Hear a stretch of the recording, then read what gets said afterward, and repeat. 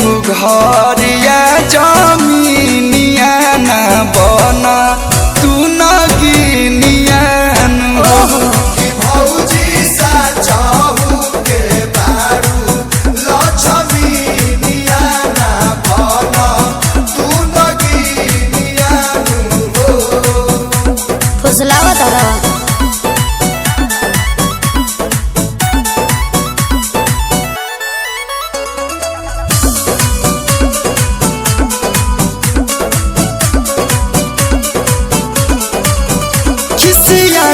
ऋषिया के धनी बात बात देबेलू तना के धनी। हाँ तो ओला बोला ले बनी ई कहलो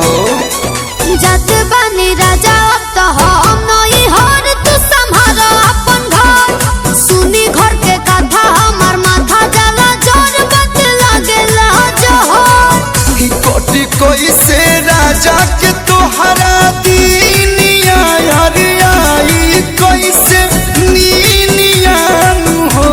कि तोहरे नामे को दे बयारा के जमीनिया ना बना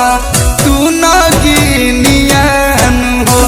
कि भौजी सा चाहू के बारू लक्ष्मीनिया ना बना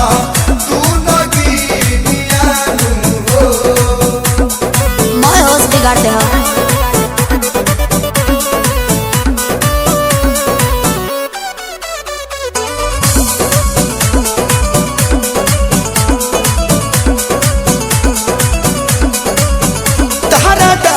चाही कि बोला पालर चाही कि कमर कर धान वाला झालर चाही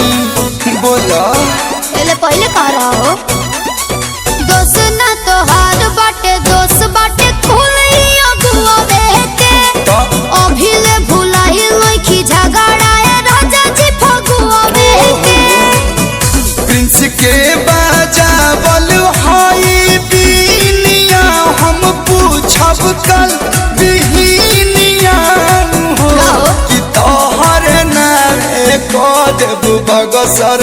के दोकिनिया जनी बना तू न गिनियान हो कि भौजी सा चाहू के बारू लक्ष्मीनिया ना बना तू न गिनियान दस दे हम बुझल।